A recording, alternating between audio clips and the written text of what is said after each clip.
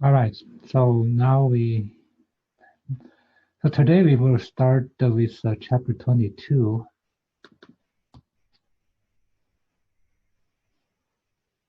and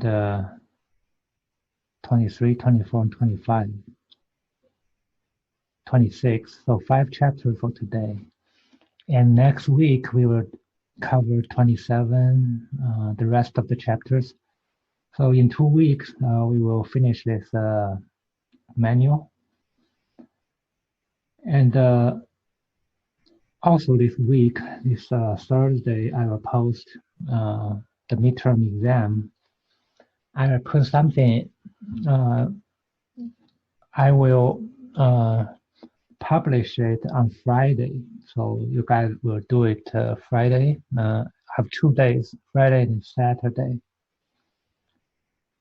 to complete this exam. And I will try to grade it on Sunday. So because the midterm grade is due next week, so we just have give everybody enough time to first for you to take the exam, for me to so your midterm grade will be determined only by one exam. That will be your midterm grade.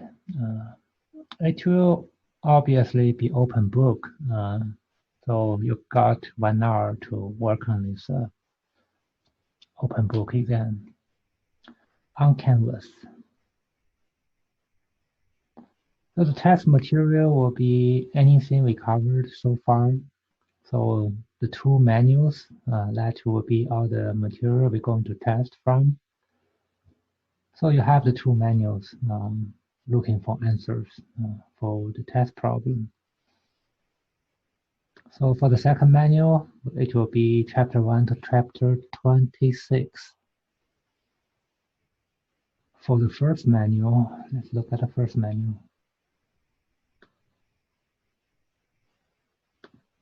First manual will be the whole book, I would guess.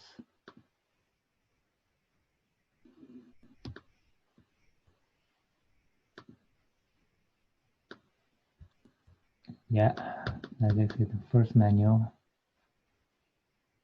First manual has 16 chapters.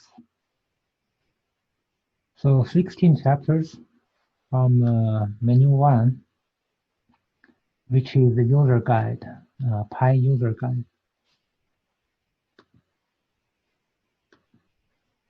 plus 26 chapters for the second manual. So altogether we have 42 chapters, right?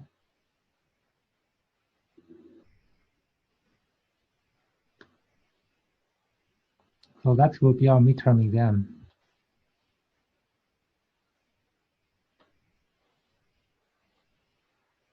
The 4 examples or the 4 projects, 5 projects, I think.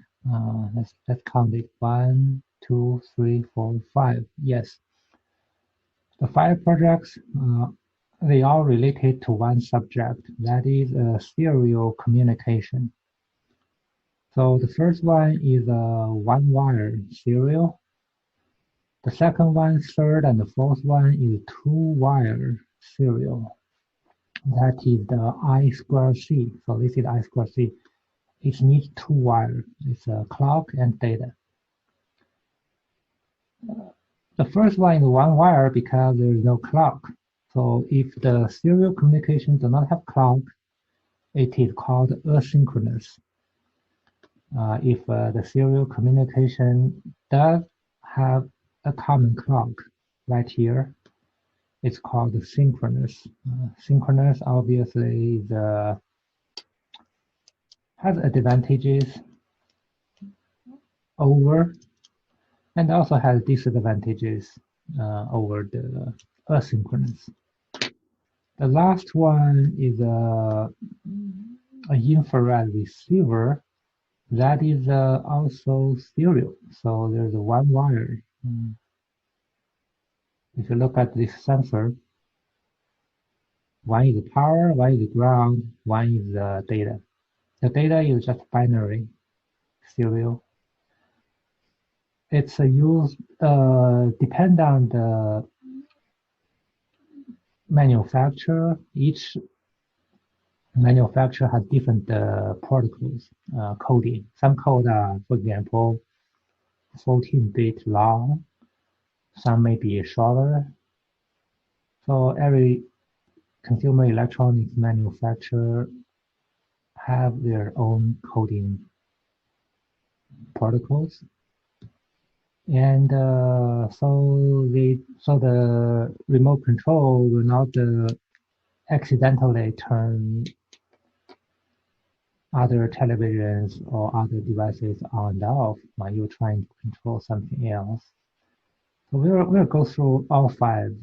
So let's go to number one first. Number one is a very common sensor right here. It's temperature and humidity. I have one in my house. That is actually something I looked at almost daily, a couple times a day. It's a temperature and humidity sensor, indoor and outdoor. So I have two. One is outdoor, wireless, one is indoor. So I always keep an eye on the humidity and temperature. It turned out the temperature and humidity are both very important. So if because humidity means how you feel about the temperature, actually. So if it's 70 degree, if it's 65 degree and dry, you feel pretty comfortable. 65 degree and dry, like 30% humidity level. If it is the same 65 degree, temperature is the same, if it's 90% humidity, you actually felt, your body felt very cold inside the house. So all you need is to turn the humidity down. You have a dehumidifier. You don't even need a heater. You can feel pretty comfortable again. Anyway, a humidity sensor. This sensor is one wire. So this is a one wire right here. It's a single wire. So the protocol is called the one wire protocol right here, chapter 13. So this sensor is built on this protocol, which was developed by Dallas Semiconductor.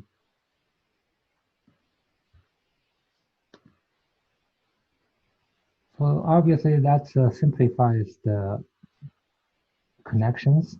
If you look at this sensor, only has 4 wires, 1, 2, 3, 4. Only 3 is connected.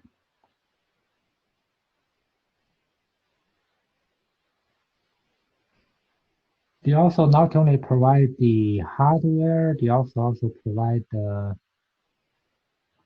so this is the data format. So you got the humidity, followed by a buffer. So that's the protocol. That's how the data is organized. So if you have a single wire, you will receive zeros and ones. Exactly what those zeros and ones, the meaning of the zeros and ones is all depend on the protocol. So you have to agree, make agreement before the communication happens. So this is their agreement. You have the data packet. The data is a 40-bit. So every time the communication started, this sensor will pump 80 zeros, not 80, 40, 0 or 40 ones, a combination of zeros and ones. It's 40 bits, 40 bits.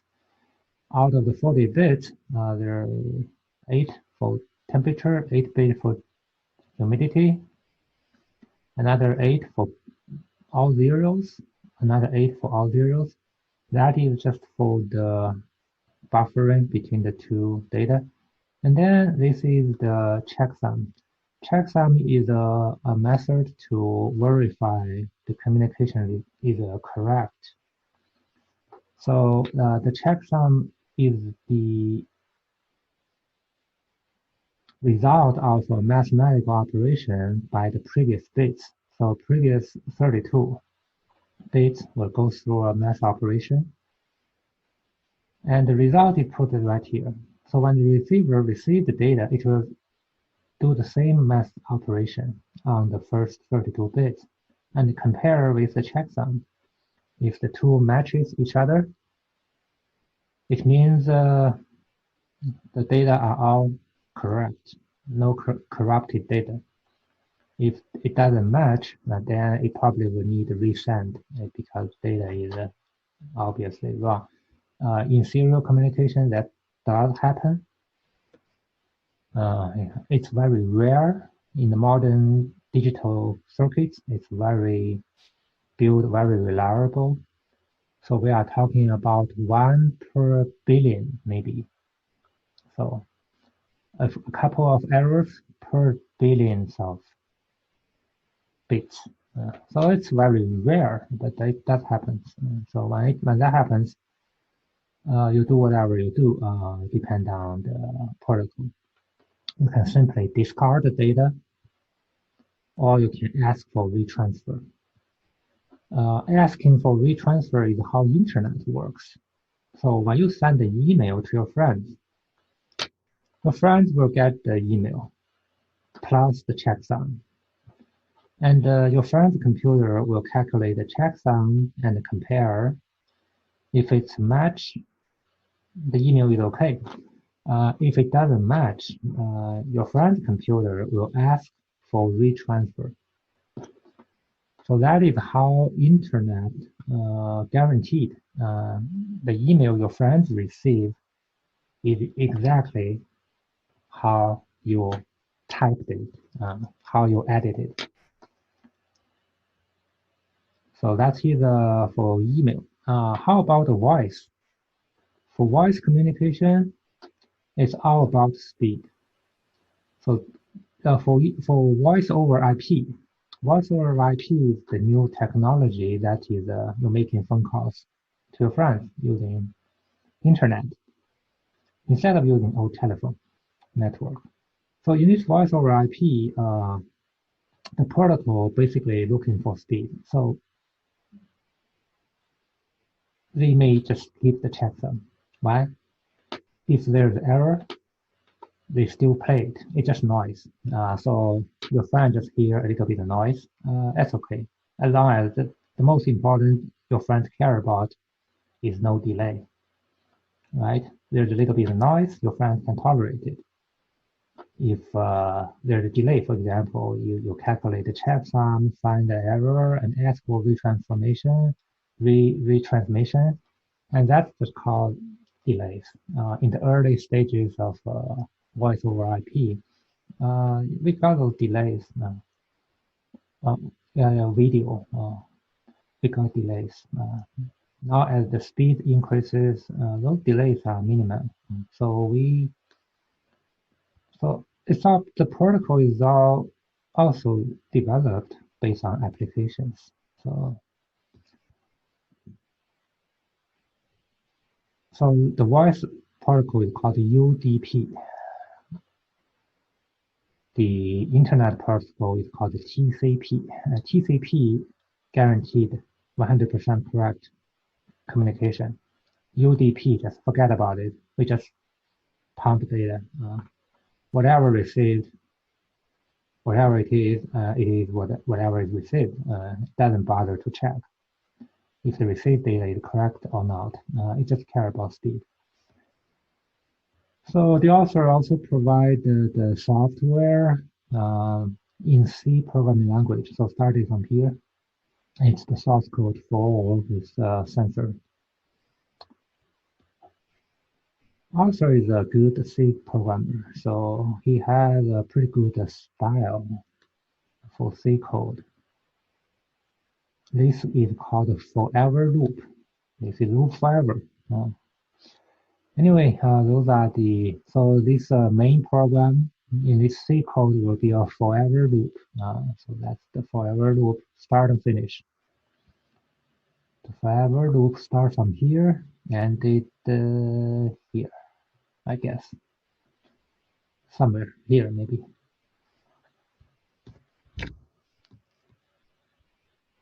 So this is the first chapter.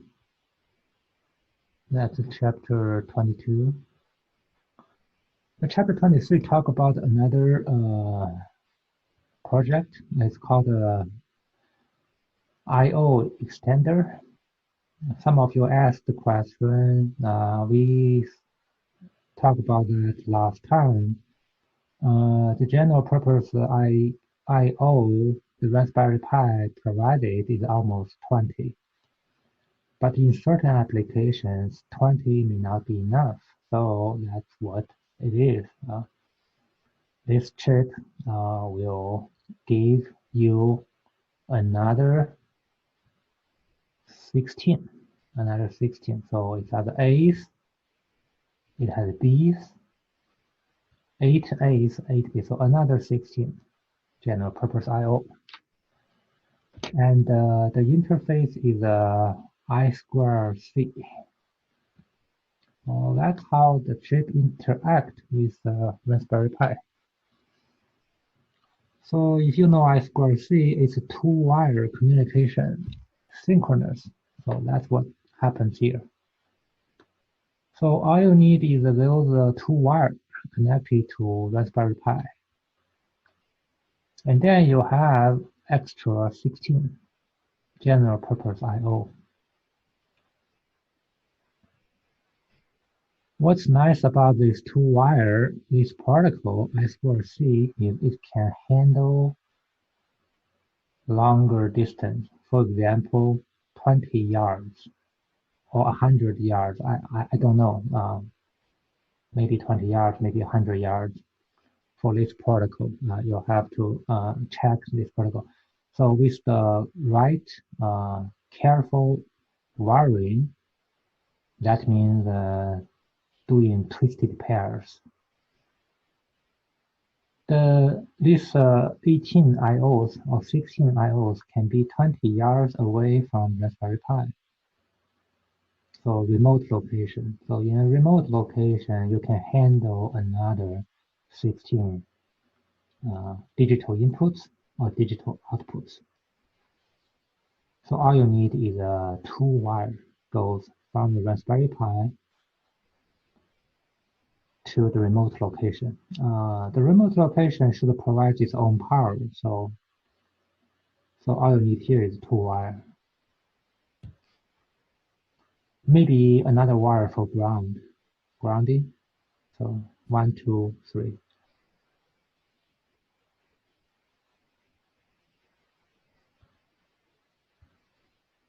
So this is how the circuit for this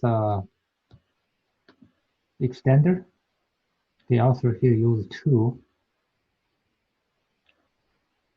So those 2 wires absolutely needed. Those 2 are optional. If you want to interrupt or you have reset the chip. So if you have those 2, you have more control for this 2 chip. Otherwise, you can just leave it high, not reset, no interrupt, and just have the 2 wires control those 2 general purpose IOs.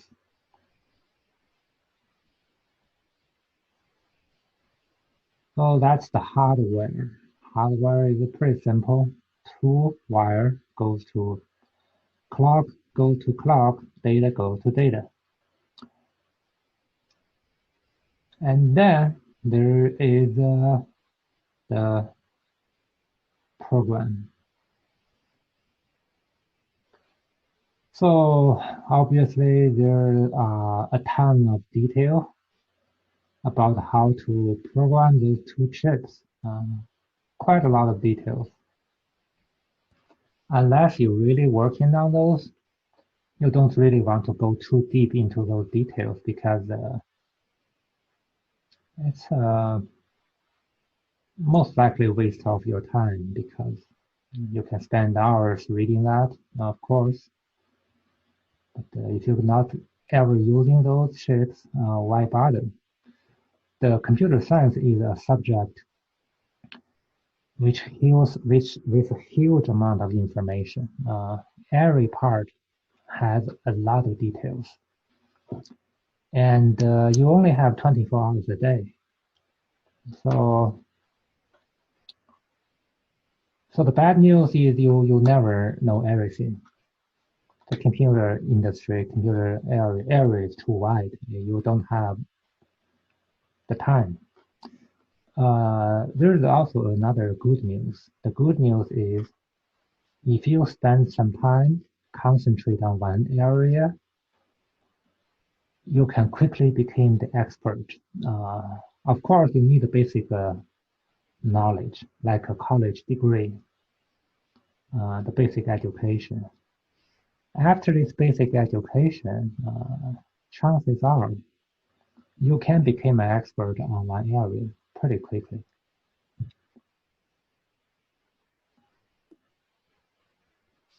Another bad news is if you not pay attention to the computer science or engineering for example, 2 years, you will be far behind. So if you didn't pay attention for 2 years, you kind of don't know. Again, the good news is even though you pay no attention for 2 years, you can catch up really quickly if you have the fundamentals. So I heard a lot of times say, yeah, this guy is a computer scientist. He don't even know this. He don't even know. Yeah, he don't have to. If he wanted, he can be an expert in this area very quickly because he is a computer expert in some area. He probably do not know everything, but if he wanted, he can. This is especially true when you job hunting. The interviewers, when you job hunting, when you're looking for a job, the interviewers are experienced people. They know it. So even though you have zero knowledge, but if you prove to them you have the fundamentals, you talk the way, yeah, they know pretty quickly how much fundamental you know.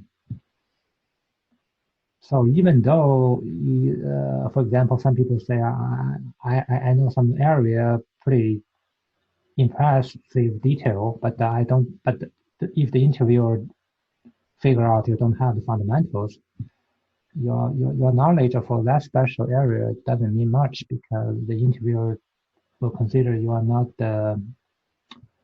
you cannot pick up new stuff as fast as the guys who has the fundamentals. What do I mean fundamental? This C language I consider is one of the fundamentals. If you are thoroughly and good, very good in this C programming language, you will be set. So I have full confidence of anything, any project in the future you work on because you have very good solid fundamentals. So a general idea about uh, understanding of what's inside the computer, what makes computer work, those are very important. All right, we will not go into all those details. I I don't know all the details. I was amazed the author put up this example code because if the author trying to program this chip, he have to read the manuals. Usually, most manuals came a couple hundred pages for everything. All right, that's another topic. This is the I/O extender. Any comments? Anybody want to talk about something? I haven't heard anybody talking. I was literally thinking about anybody still exists when I was talking because I'm pretty sure everybody go to bathroom or kitchen, eat some sandwich. No, I don't have any comments. All right. You are not eating sandwich also? I don't know what Jeremy's doing. Arturo's over there sleeping. Jeremy must be eating sandwich. Altura is like No comments from me too. Sleeping with my eyes open. everybody is awake. Very good. The way I talk maybe put you asleep very fast. I almost fell asleep myself. Let me now I'm wake up. Yeah, ASMR or whatever they call it. Put people to sleep. Good for everybody. I'm awake also now. Let's move on before I. One more topic. Besides this extender is another project they also does is also I2C protocol. I have one of those. That's my favorite game console. That's the only game console I ever played. So much fun. That's a little Nintendo V, right? Nintendo V. It turned out this device is a I2C also, but there is a two challenge in order to do this project. The two challenges are all significant challenges. Challenge number one is understand how this device, the protocol, how the I2C data is organized. So there's a lot of detailed information you have to know. Nintendo may have some proprietary thing going on. You'll never know because it's a closed system. I haven't heard any people try to use this as a general device. It's a closed system, just intended for Nintendo game console. So that's the first challenge. Is it how the details? That's challenge number one. Challenge number two, once you figure out the detail, you also need to figure out how to put that information into Raspberry Pi. Raspberry Pi use X Windows. It's not Apple. It's not Windows. It's X Windows. So once you got those XYZ information, you need to figure out how the XYZ information will go to the X Windows. You can act it as a mouse or act it as whatever. So that's challenge number two. Both challenges are pretty significant challenges. So looks like this sensor has a two-dimensional joystick and a three-dimensional accelerometer. So that's a pretty significant sensor. So on your left hand, generally I hold this on my left hand. On my right hand, I hold the remote control. The remote control and this sensor is connected through a connector. So it's a wired. So XY joystick and the three-dimensional accelerometer. So like when you boxing, that's one of the game I liked, boxing. So your left and right hand, the three-dimensional accelerometer will know the position of your left hand. And also you have your thumb can control a joystick. So that's the two sensor. That's all it is. Two sensors with wires. Oh, there's also two buttons. There's a C button and a Z button. I haven't played it for a long time. I forgot. I remember it's a joystick. Anyway, Wait, what about that sensor camera thing where you point the Wii remote at? Would you need that or no?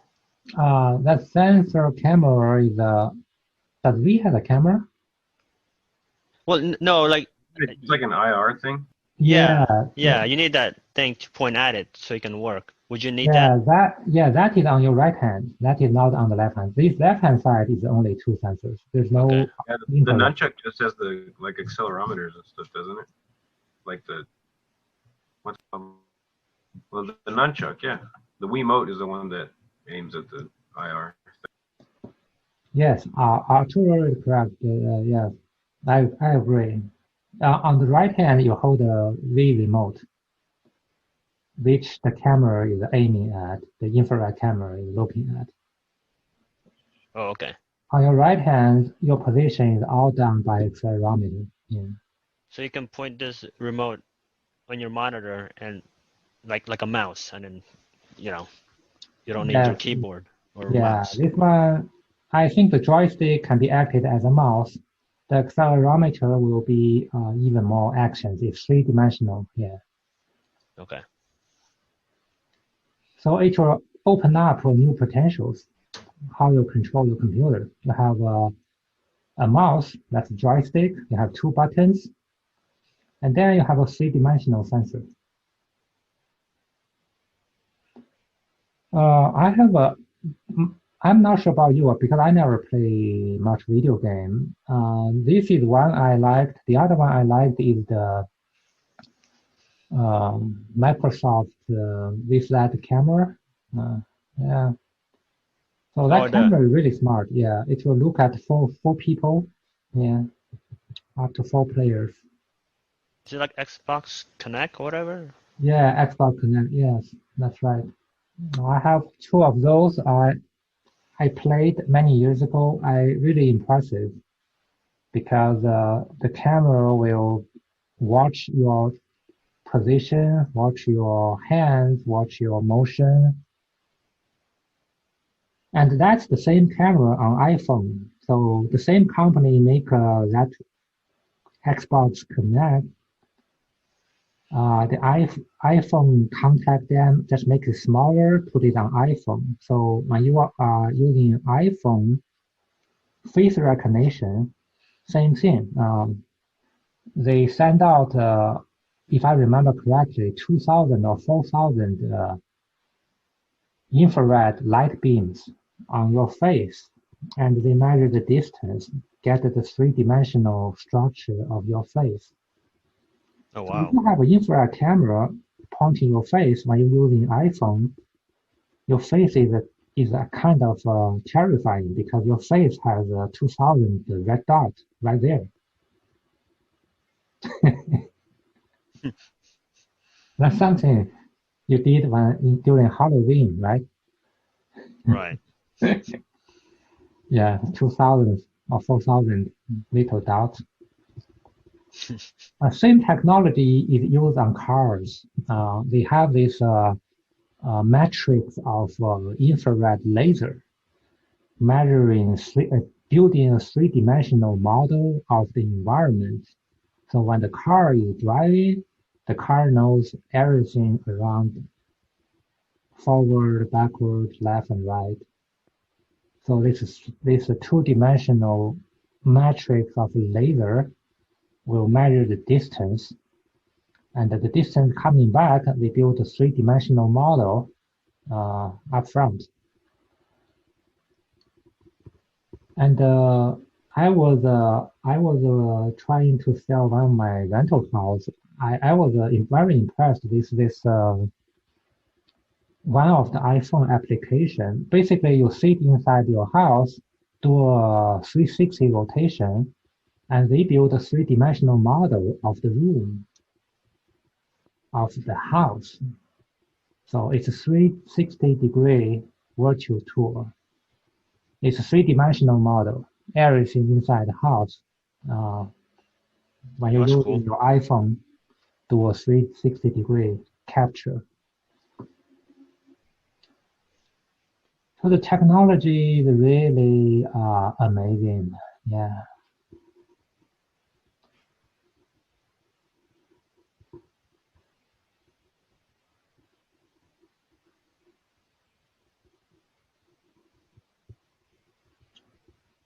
My most expected technology is still the virtual reality. I was still hoping I can walk in Paris if I wanted, right? Or Right. Hawaii, whatever your favorite place.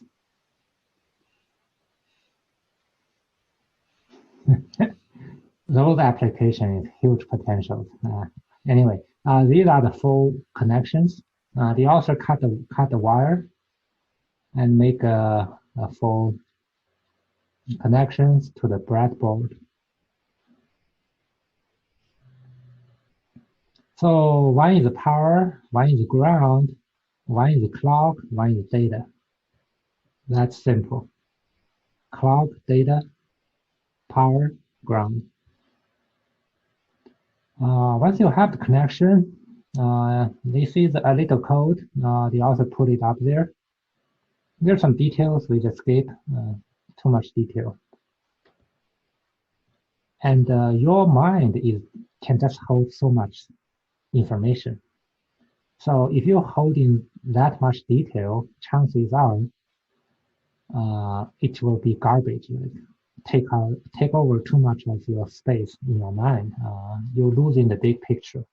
So that's why I tend to skip the details if you are not doing this project. If you are doing this project, obviously, those details will be excellent.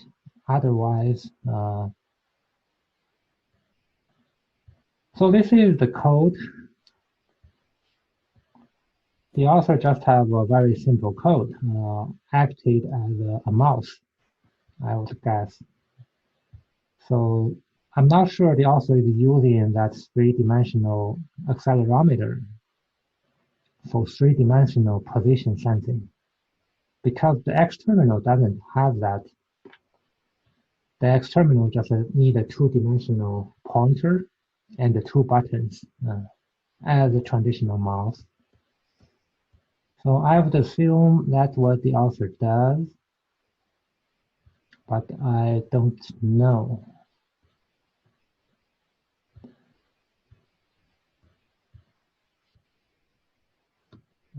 Since you guys are young, with your young energy, you might be able to tackle one of those. That's really why the computer engineering is for young people.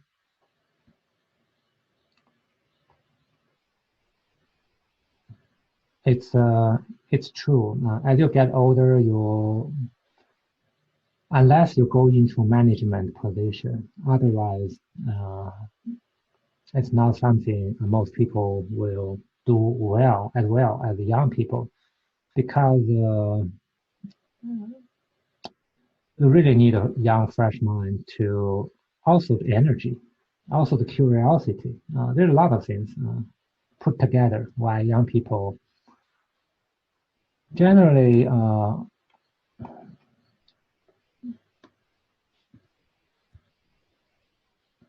doing more work in this area.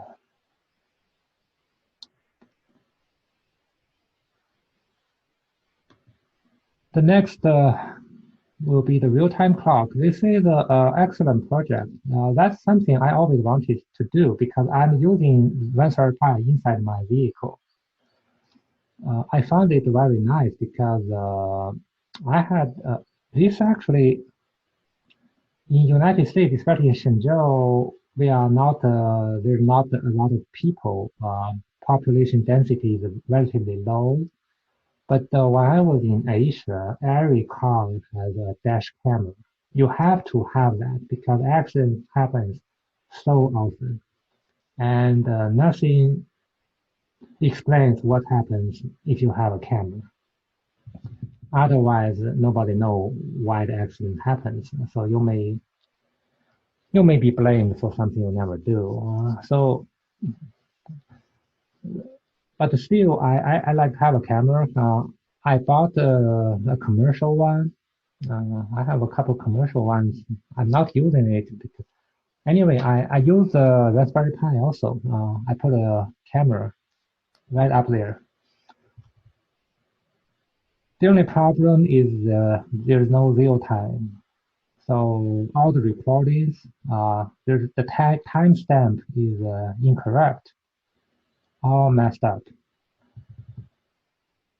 Unless you have one of these. This is battery powered.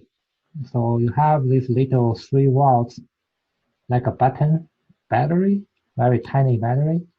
It will power this thing for about 5-10 years, many years. So if you have a computer 10 years older, chances are you need to replace those batteries because those batteries are dying. Those batteries are providing the real-time clock for your computer. Every computer has this in the motherboard. Although the computer, once it's networked, it will get the time from the internet. But without networking, the computer also needs to keep track of time accurately. That's why every computer has those. Raspberry Pi does not. So that's something really nice to have. So this is a 2-wire communication. Pin number 6 is clock. Pin number 5 is data. That is pin number 1, pin number 2 connect to a crystal because you need accurate clock. You need accurate oscillation. The author, instead of using the chip from scratch, the author, well, it will be really smart because it's the same price. So if you buy the chip, probably costs you $2. If you buy this, it's also $2. What's the difference between this and this is this is pre-built. That's the crystal. That's the quartz crystal. That's the chip. It also has a memory. Why it has a memory? It's a non-volatile memory. So once you set the temperature, the timing, and even though you power out, you lose power, this chip still remember the time. So that is useful when you changing batteries, for example. So the author did the project using a tiny RTC. RTC means the real-time clock. I2C module. So there is a 4 wires. Again, another 4-wire connection.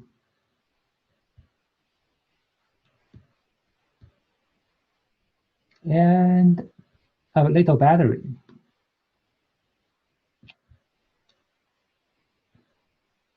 Usually cost another $1.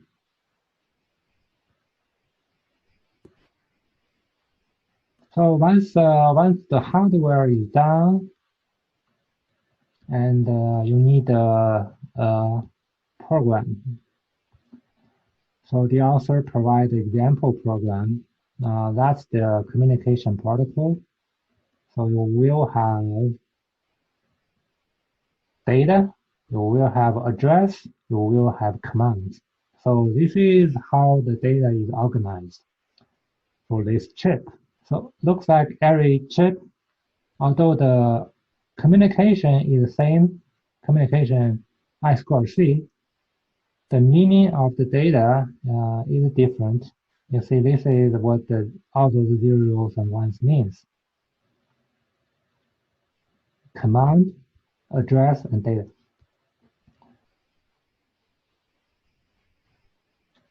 And this chip is programmable. That's how the programming is done. So for example, there's multiple registers inside.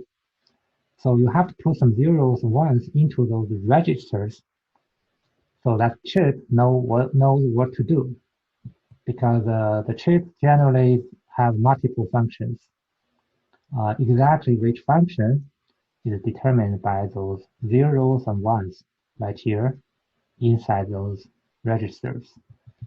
If you took my class on computer design, I think many of you did. It's similar to those peak processors. When you start those peak processors, it's a general purpose processor. Exactly what the processor will do is depend on initialization. So this is how we initialize this DS1307. So after it is initialized, it will start the clock. So you have to give it a current time initialize, because when you power down, it doesn't know it's 2020, right? The chip never know. You have to tell the chip. It's the year 2020. It's almost over, right? I'm glad it's almost over. Anyway, so that's the program. A little bit of interfacing with that little chip, and a little bit of read, a little bit of write. So write is initialization. Read is we want to know the current time. So every time you turn the power on of your Raspberry Pi, you probably will add one extra component during the boot up. This actual component will be reading the real time from this chip. Once you got the real time, then that will work perfectly if you, for example, in an automobile application, in a remote location without internet, in a mobile application.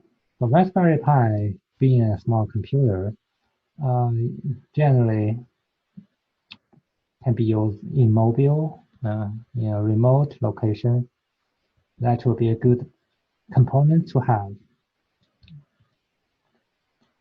Provide real-time clock. The last one is the one I actually think about doing. I didn't do it. The last one is very, very interesting. It will work, Raspberry Pi will work with your remote control. A remote control like this, any remote control. So everybody has a couple of remote controls. So that's the remote control. Whatever brand, doesn't matter. Every remote control works on the same principle. There's an infrared transmitter. On the opposite side, there is this. And the Raspberry Pi can have a remote control. So instead of controlling Raspberry Pi through a keyboard and mouse, you can control it through this. Why you want to control Raspberry Pi through this? Because one of my Raspberry Pi runs as a media center. If your Raspberry Pi is used to watch TV, this will be perfect. That's exactly one of my Raspberry Pi is assigned just watching TV. In that case, it's actually very simple. It's the coding. So everybody did the coding, right? I know Jeremy did the coding. Tim was struggling. I'm thinking you did it already. No, Still struggling? I didn't. I stopped trying. I'm doing that robot thing now, so I didn't want to start all over again. Oh, okay. All right. All right. Did you did the coding? Arturo? What's that? Did you did the coding, the media center, watching TV on Raspberry Pi? No, I did not. I actually started Yes. writing a game on Scratch. Okay. Anyway, that's very fun. That's one Raspberry Pi I have is dedicated to coding. It boot up directly to coding. And I'm watching TV every day through that Raspberry Pi. So if I'm using Kodi, Kodi actually has this built-in. So all you need is a plug-in this sensor onto pin number 11 or pin number 10, whatever pin the code assigns to, then you are done. Then you just need to initialize your remote control because every different remote control has, when you push button 1, different remote control will send out different zeros, ones. Sony will do 14. LG maybe doing something differently. So everybody doing something different. But at least everybody follow the same thing. That is, if you want to send out 1, you do not send anything. You just blank. If you want to send out 0, you send out a 38 kilohertz flash. So that's everybody agrees. Everything else, nobody agrees. How the 0, 1 is organized, how many 0, how many 1, whatever. But this is everybody. So that means you can have a universal remote. I have a couple of those universal remote. So if I have the universal remote, I can reprogram my universal remote by doing this, by facing my universal remote. So if I say I push button 1, and my universal remote will learn what kind of zeros, ones will be sent out. And then my universal remote will program to do exactly the same thing. So when you need to send 0, you just send 38 kilohertz flashing. If it's high, it's no 38 kilohertz flashing. So using Kodi is very simple. All you need is have one of those sensors. I happen to have a couple of those sensors. So all I need is plug in the sensor and having this sensor drill a hole in my Raspberry Pi box. So this sensor will be sticking out facing the remote. That will be done. Then I can start to control my Kodi box through remote control. So can Tim use that sensor on his robot and then control his robot with the remote? Obvious, absolutely, yeah, yeah. We did that Yeah. every year to control robots using a Sony sensor, Sony remote control.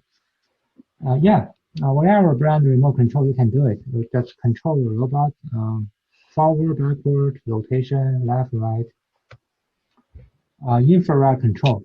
That's actually very easy.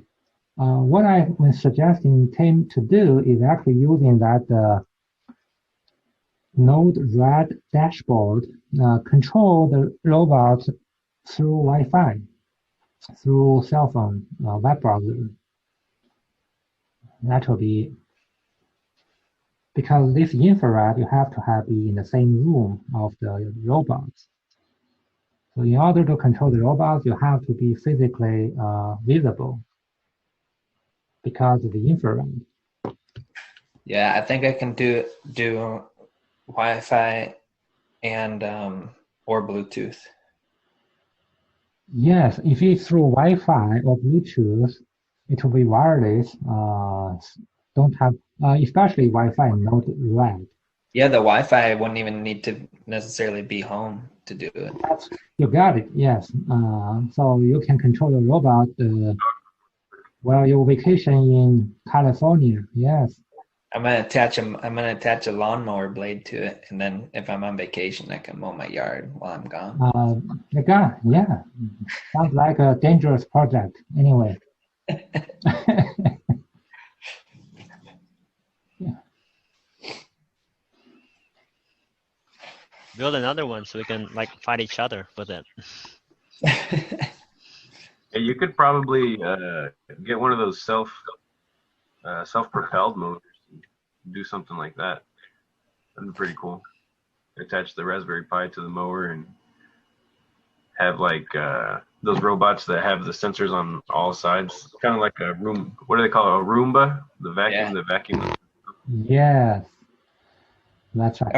Or I can, if I wanted to control it myself with my phone or whatever, I could have a camera on there, so I'd be able to see. Or you can set points, like, parameters where you can't pass this point or whatever. Yeah. Yeah, I did exactly the same project with my son. The only challenge I face is the battery ran out of power. Then I cannot control my robot. Oh. So that vacuum cleaner robot, automatic recharge, that's fantastic. I always trying to figure out how I can handle that automatic recharge. So if you solve that automatic recharging problem, then you are good.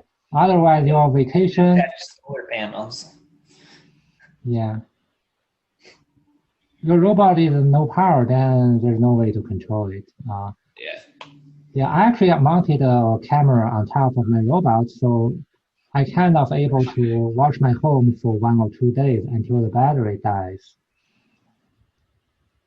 Well, you could take Solar?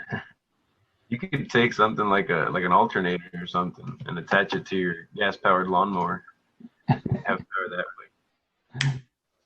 Solar may be another idea. Yeah, I can just drive my robots towards the window every time I finish. Yeah. Or put a little doggy door there and just drive it outside when you need some solar power. Yes, so many good ideas.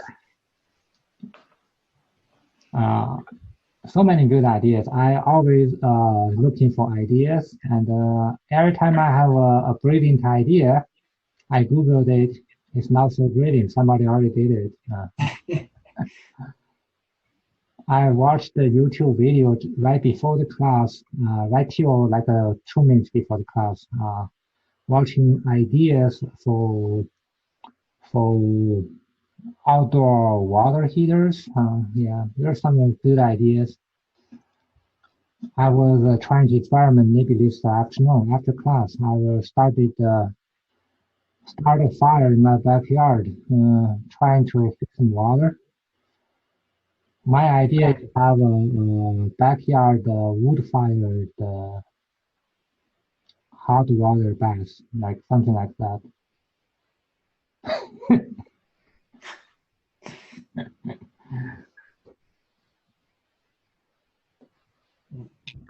All right, we're almost done.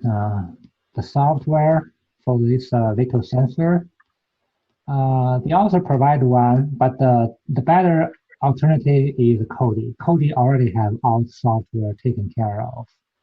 So all you need is to have a sensor, which costs pennies, and have a remote you do not use or laying around. Have the dedicated remote for your coding, Raspberry Pi. Of course, again, you need a Raspberry Pi dedicated to coding. So when it's powered up, I'm using OS Media Center, OSMC. It's really good, OSMC. It's good because it's small and fast. It's only coding, nothing else. So it's very fast. I'm using a Pi 3. What does it look like? What it looks like. I cannot share that screen because the OS Media Center not allow me to SSH or VNC. There's no VNC function. But if you want to see the look like, I will Google it for you on my browser. Let me see what it looks like on my browser. We can Google it.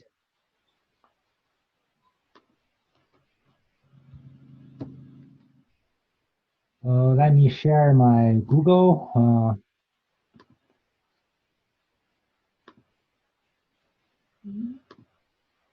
Yeah, again, I like it because the look is very clean. It has a clean, professional look.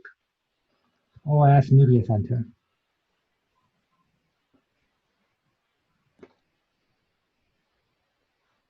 Did you guys share my, yeah, that's the look. Yeah, I can see the screen. I kind of have a clean. I'm Greg Callen.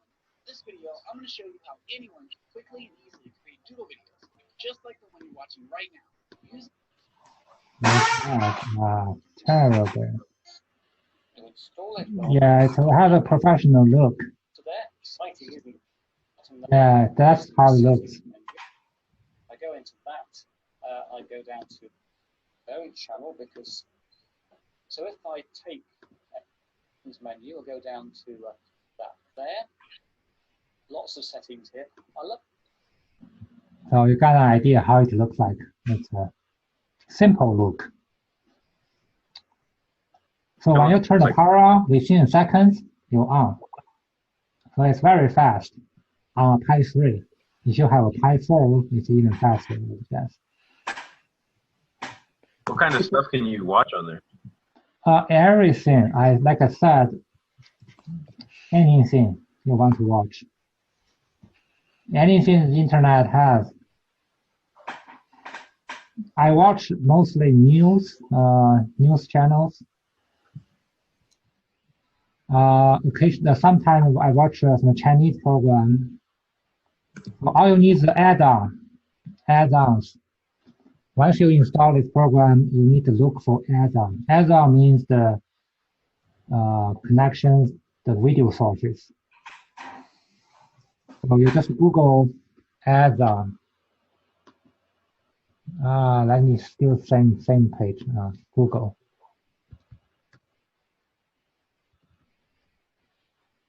Raspberry Pi add-on. That's all you need to do.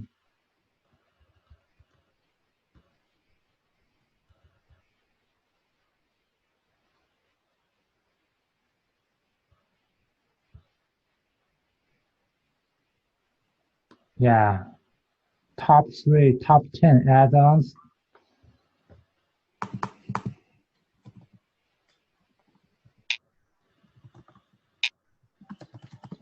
This may not be the.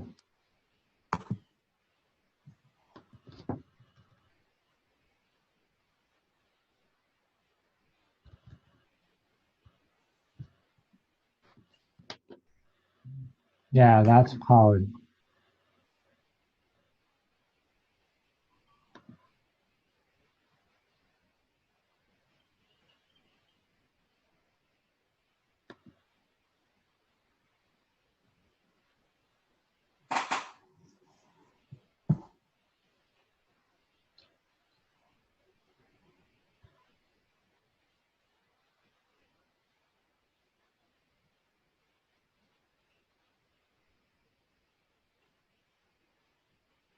Oh, you can even watch 3-dimensional movies on this.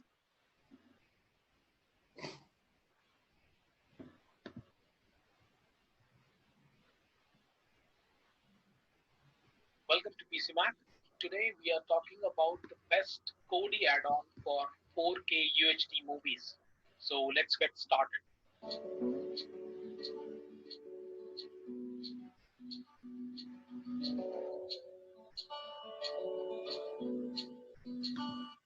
Author for this is Scott MAV repo. The metadata process. Go on to the second option. We see 3D movies.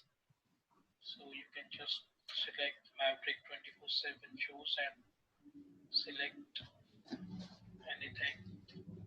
All right, that's pretty much I have for today. 5 chapters. Again, we will finish that manual next week. What happens after next week? We will find something to do. Whatever you guys are interested in, we will talk about it. Whatever I find interesting, maybe I will talk about it. And also your project. So this class, the last 1/3 is concentrate on the projects. So I know everybody got an idea what kind of project you want to work on. It can be hardware, can be software, can be a combined hardware and software.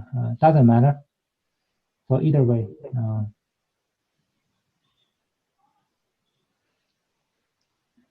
Trevor, you're working on what project you're working on? What plan? I'm a little like a top-down shooter style game on the Scratch environment.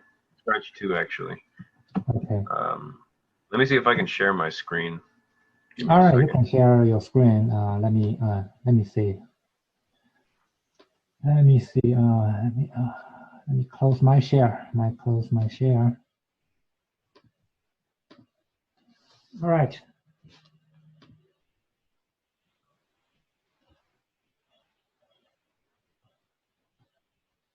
So I know Tim is working on a robot. Jeremy, I'm not sure. Jeremy has so many projects going on.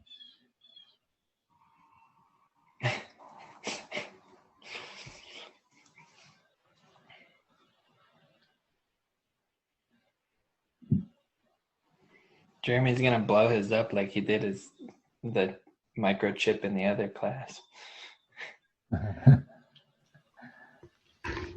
Maybe.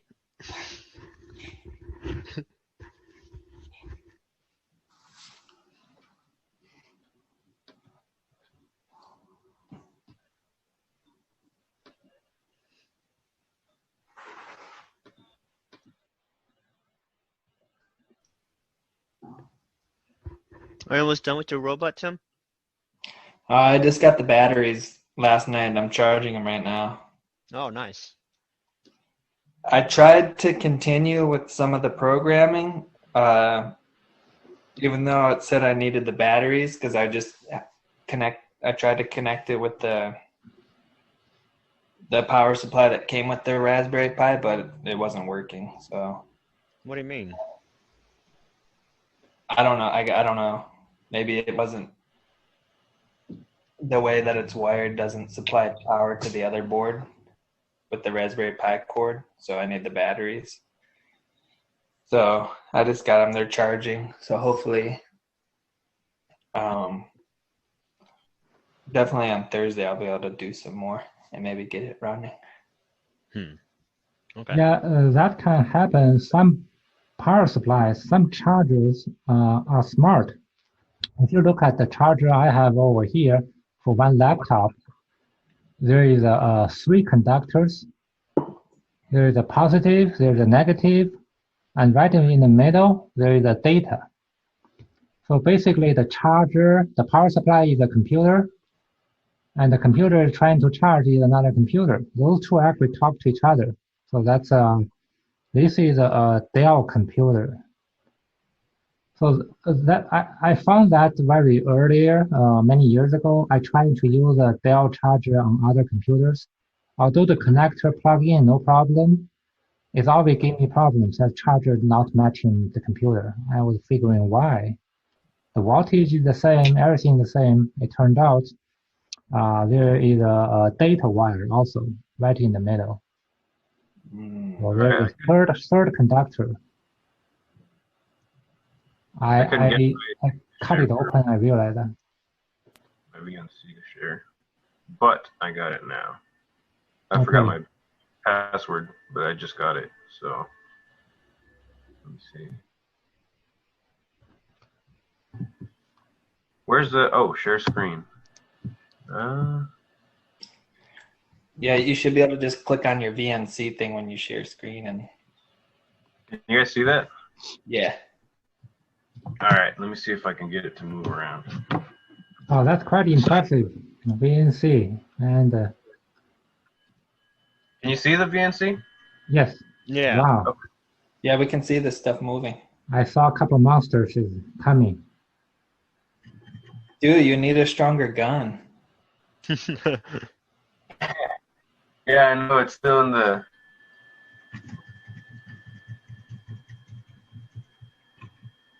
Or you're gonna die. Anyway, yeah, that's it. It's still in the super early stages. I'm actually Like a so what I horror, do is like a horror movie. yeah, I'd like to Being take a eaten by top-down picture. So monsters. like holding a gun like this. That way, I'll be the one walking around on there, and then I might take a picture of actual people, and then just put the people down there as zombies. And yeah, it's still very early, but it should. Ah, Yeah. hopefully not your classmate, not the instructor. Only going to be the instructors. All the instructors are going to be the zombies. Put Dr. Zoo in there. Here's a video game. You can punch whatever you don't like on your cell phone.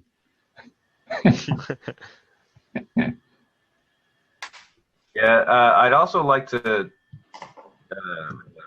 do what was it? Like that local memory, like a hard drive that you told us about a couple weeks ago. Oh yeah. You know what I'm talking about? Yeah, I'd like Like to a do cloud that. storage. Yeah, something like that.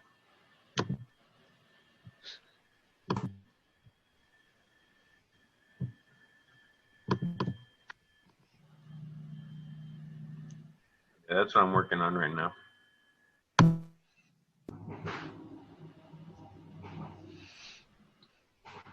Jeremy, what are you working on? Me?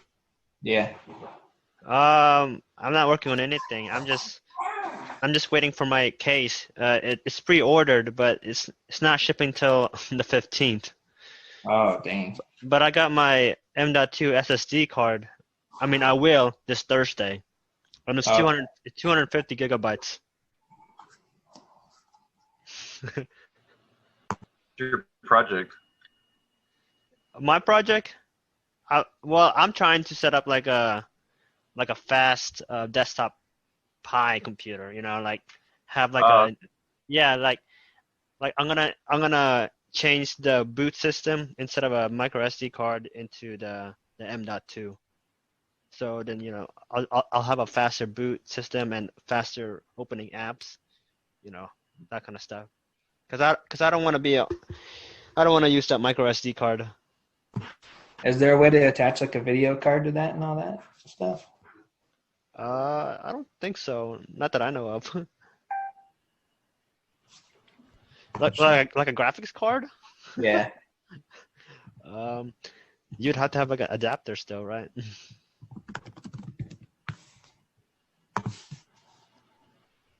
I don't know.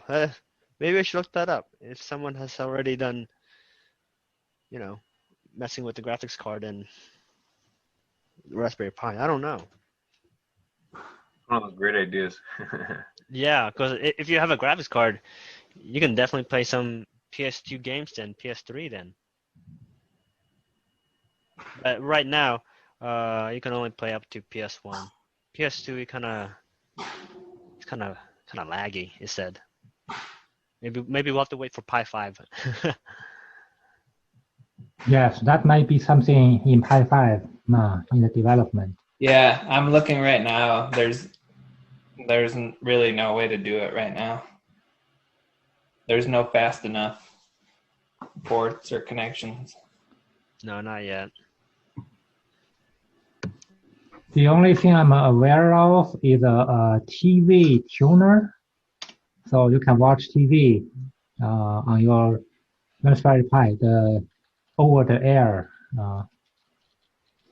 TV, and record it.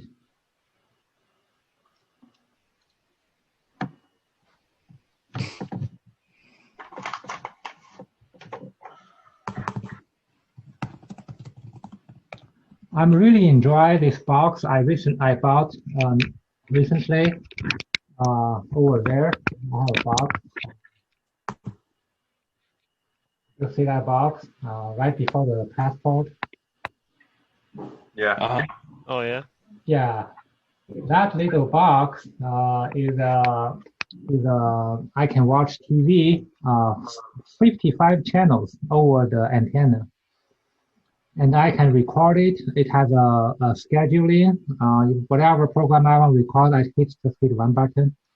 It will record it. It's wonderful. $20. Where is this?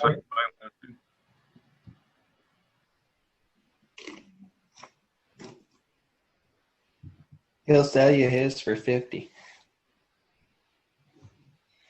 50, 15 maybe. Yeah, 50 channels, 55. The antenna is just over the corner over there. That's my antenna. If you look at the antenna, that white thing over the lamp, over this, Yep. that's the antenna. So I have the antenna, I have a box, and then I have an amplifier. I got a antenna amplifier. I found one in my basement. It's make my signal 10 times stronger.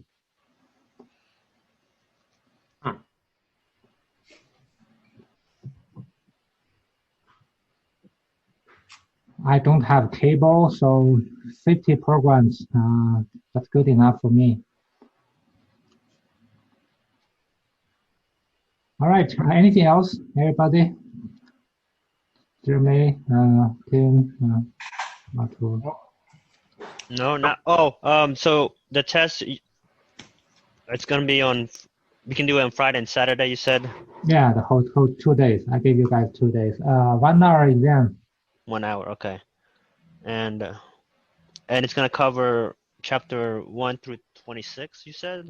1 through 26 for this book, for the new manual, the Pi, and then the previous book also. Okay. We got two manuals. The whole previous book has 16 chapters. Right. Okay. All right. All right. A lot of material. Yeah.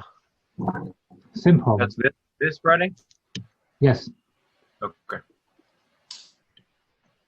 All right. We'll see you guys later. All right. See ya. Okay. All right. Bye.